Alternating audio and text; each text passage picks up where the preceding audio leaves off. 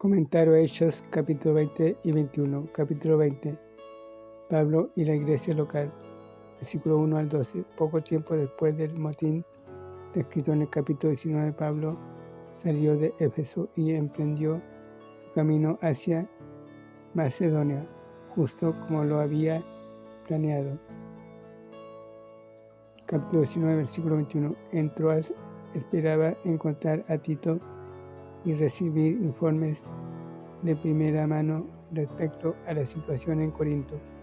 Había enviado a Tito allá para que procurara corregir algunos problemas. 2 Corintios capítulo 7, versículo 13 al 15, capítulo 12, versículo 17 y 19. Cuando este no llegó, Pablo avanzó a Macedonia, visitando las iglesias. Allí encontró a su colaborador. 2 Corintios capítulo 2, versículos 12 y 13. El informe de Corinto le animó. Pasó 3 meses en Grecia. Es probable que la mayor parte del tiempo fue en Corinto. Allí escribió el libro de Romanos. La misma oposición judía que antes se había revelado en Corinto. Hechos capítulo 18, versículo 12, apareció ahora de nuevo.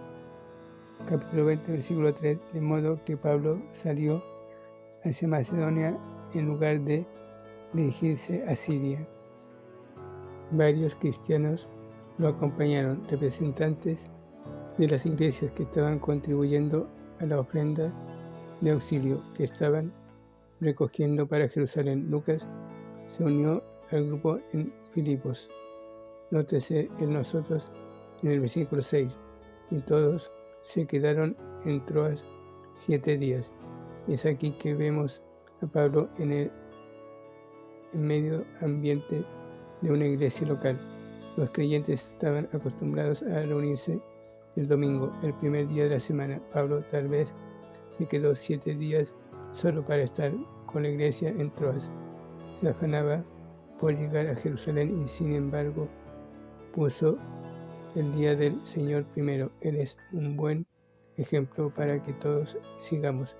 Es probable que Lucas escribe en los versículos 7 y 8 una reunión nocturna de los creyentes, puesto que quizás Pablo no hubiera predicado todo el día. Qué gozo debe haber sido oír al gran apóstol de los gentiles exponer la palabra de Dios. Sin embargo, hubo un hombre que se quedó dormido, se cayó y fue dado por muerto.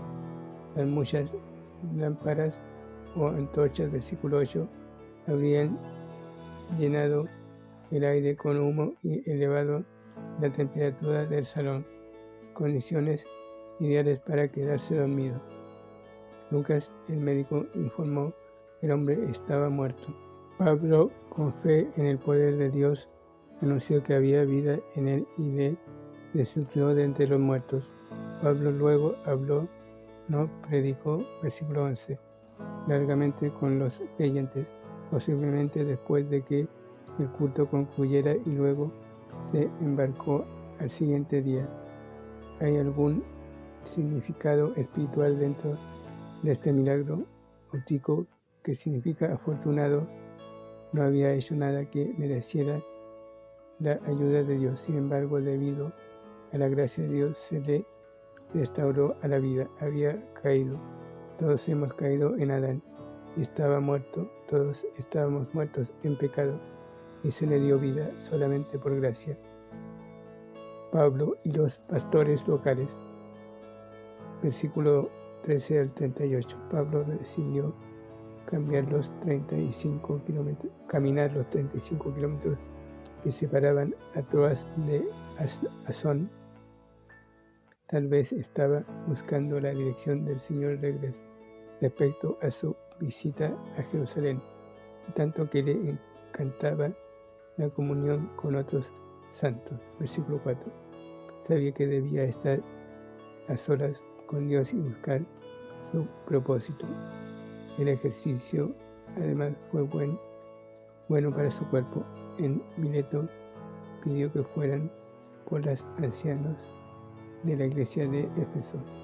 Téngase presente que el Nuevo Testamento enseña que las iglesias deben tener varios pastores, y esto sería especialmente cierto en una tan grande como la de Éfeso. Estos líderes se les llama ancianos o sobreveedores. Obispos, versículo 28. La plática de Pablo a los pastores efesios revela cómo ministraba a la iglesia local. Nótese que hay 3 discursos especiales de Pablo en Hechos. 1. A los judíos, en capítulo 13, versículo 16 al 41. 2.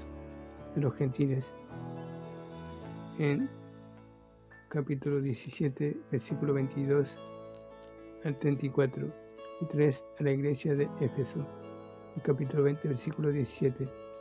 El ministerio anterior de Pablo, versículo 18 al 21. Pablo no hizo nada en secreto, todos conocían su mensaje y sus métodos. Servir al Señor, no al hombre. Fue un líder humilde, no un orgulloso dictador. Y hace la admonición de Pedro en 1 Pedro capítulo 5. Sabía lo que es regar con lágrimas la semilla de la palabra. Versículo 19 y 31. Pablo predicaba el consejo de Dios públicamente y de casa en casa. Predicaba a toda persona y exaltaba a Jesucristo. Este es el modelo que debe seguir el pastor de hoy. La carga presente de Pablo, versículo 22 al 24. Pablo estaba llegado en espíritu, no el Espíritu Santo, para ir a Jerusalén. Hay serias dudas si Pablo estaba en la voluntad directa de Dios en este asunto. Él admite en el versículo 23 que el Espíritu Santo le había dicho de una ciudad a otra, quizás por medio de profetas locales en las iglesias que surgirían en Jerusalén. El versículo 21 al capítulo 4 y 10 al 14 se le advirtió expresamente que no fuera a Jerusalén. Años antes, después de su conversión, Cristo le había instruido que su testimonio no se iba a oír en Jerusalén. Capítulo 22, versículo 18. Y sin embargo, el amor de Pablo por su pueblo le empujó a ignorar esta advertencia y determinarse ir a Jerusalén. Si no estaba en la voluntad directa de Dios, si lo estaba en la voluntad permisiva de Dios, al quitar esta carga que Pablo sentía y le llevó a Roma como prisionero. Véase capítulo 23, versículo 11. Nótese en el versículo 24 como Pablo describió su ministerio para dar testimonio del Evangelio de la gracia de Dios.